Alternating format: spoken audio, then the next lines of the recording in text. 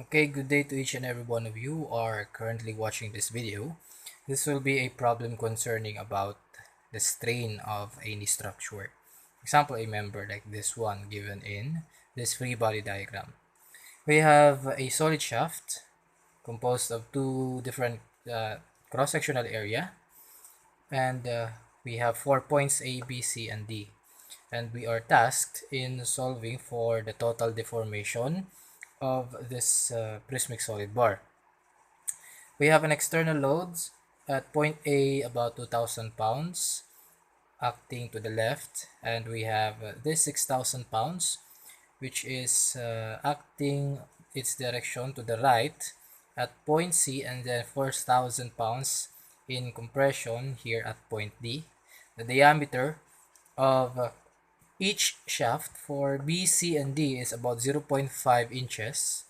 And for segment AB, we have 0.5 inch for the diameter. Since we have these 4 points, means to say that we can do the sectioning 3 times. For AB, that's the first section, BC, that is the second, and then CD, which is the third section. And the point in why we need to apply sectioning here is because we need to determine what would be the internal forces acting on this solid bar. Okay. That is the point why we need to do the sectioning. So upon doing the sectioning for AB, BC, and CD, we have a given Young's modulus equivalent to 29 times 10 raised to the power of 6 psi. And of course, the length for each segment AB, we have 5 feet. BC, C to D, we have 4 feet and another 4 feet. All we need to do is to simply solve for the total deformation. So if we're going to solve this one, let's try to consider first the segment AB and then using the left side.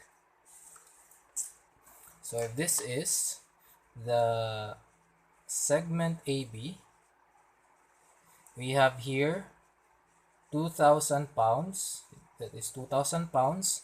This is point A, and we can safely assume that the reaction force at the point where we did the sectioning is in tension. This is P sub AB. Okay, and the next step is to simply use the summation of forces along the x-axis because we don't have any other forces that is acting on another axis. So going to the right is positive. The summation of forces along the x-axis is equals to 0. Summing everything up, we have negative 2,000 pounds and then plus P sub AB. Transposing it to the other side, P sub AB now is equals to 2,000 pounds, and our initial assumption is in tension, and we have a positive answer, means to say that our initial assumption in tension was correct. And since we managed to solve for section 1-1, we can proceed now to section 2-2. Okay, so let's try to draw it like this.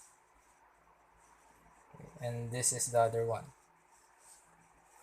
This is point A. We have 2,000 pounds. And what are there any other forces involved? Well, no more. This is the only one, 2,000 pounds. So let's try to assume that the reactive force is going again to the right direction, just to counteract this 2,000 pounds. So this would be P sub BC. And again, use the summation of forces along the x-axis. Positive is going to the right, so summation of forces along the x-axis is equals to 0. We have again negative 2,000 pounds plus P sub BC, P sub BC. Then transposing it to the other side, P sub BC is equals to 2,000 pounds. We assume that it is in tension and we arrive with a positive answer, means to say that our initial assumption is correct. And we can now proceed to this section CD. Okay, we can just use the right side of this section 3-3. Okay, so upon utilizing the right side of this segment C dash D, it goes like this. We are using the right side. We have a force acting compressively at point D equivalent to 4,000 pounds. So it goes like this. This is 4,000 pounds. And we can simply assume that the reactive force here at this portion is in compression also.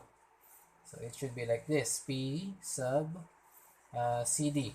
Okay, so again, apply the summation of forces along the x-axis. Going to the right is positive. If you want positive going to the left, depends on you where you're convenient.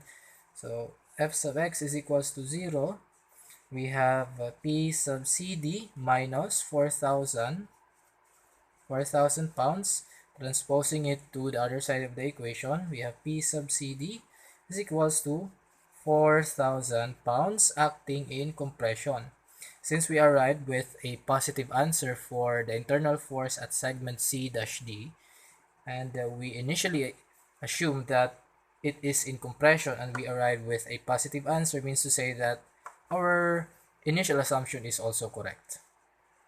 Since we managed to solve for the internal forces, we can now proceed in solving for the total deformation. And I'm just going to erase everything here, so don't forget that we have this 2,000 pounds for AB, we have again 2,000 pounds in tension for BC, and we have 4,000 pounds for segment C-D in compression. So we need these data later. So I'm just going to free some space here for us to continue in solving this problem. So upon clearing this one, this is just a simple problem. It's not that complicated because we're just applying the formulas and of course our knowledge in the sectioning. Okay, so upon doing that, the formula for the deformation is basically this sub t is equals to the ratio between PL over AE. And based on the problem, we have 1, 2, and 3 segments. Means to say that for every segment, there is a corresponding deformation.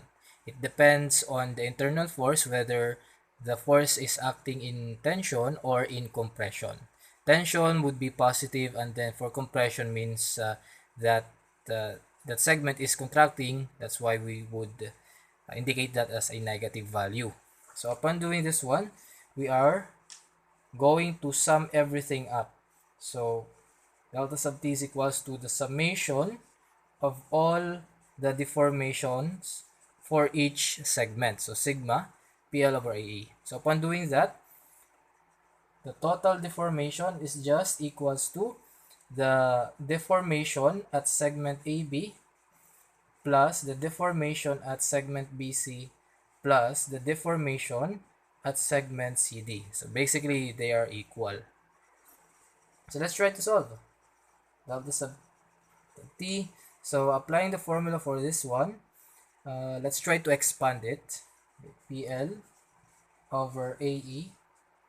This one is for segment AB plus PL over AE again for BC plus PL over AE for segment CD.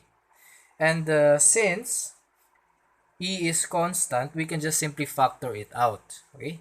Upon factoring, I'm just going to free this space again on top so that I can just solve it immediately.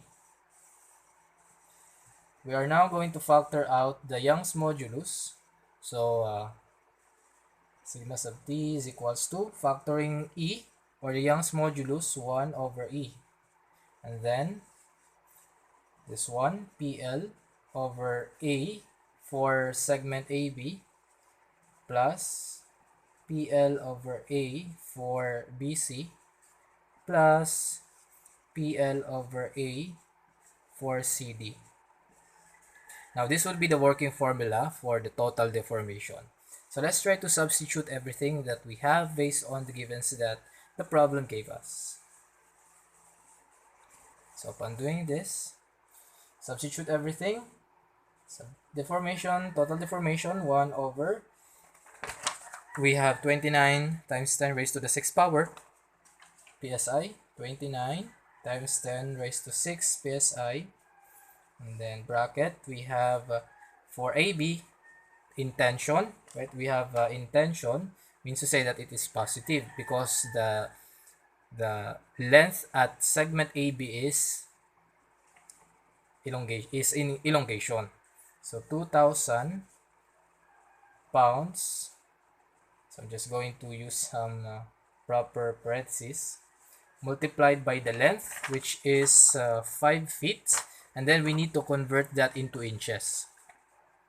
So 5 multiplied by 12, because for every 1 feet we have 12 inch, divided by the area, which is simply pi. And then the diameter is 0.5 inch, 0.5 inch, this one. 0.5 inch squared divided by 4 plus, because the force here at BC is in tension, so indicating that our segment BC is having an additional length. So this one is also 2,000 pounds, if I'm not wrong. So 2,000 pounds. And then the length for segment BC is 4 feet, and then multiply it by 12 to convert it into inches. 4 times 12 divided by pi. The diameter is 0.75 inch. 0.75 inch squared divided by 4. And then for segment CD, which we arrived with a force in compression, means to say that we need to subtract. Okay, so this one was 4,000 pounds, and the length is still 4 feet. So 4 multiplied by 12 divided by pi, and then the diameter is still 0.75 inch squared over 4. So solving for the total deformation of this given bar, so the total deformation is equivalent to 0.01358 inch. So this is the answer for the total deformation of this given bar. So I hope you learned something out of this.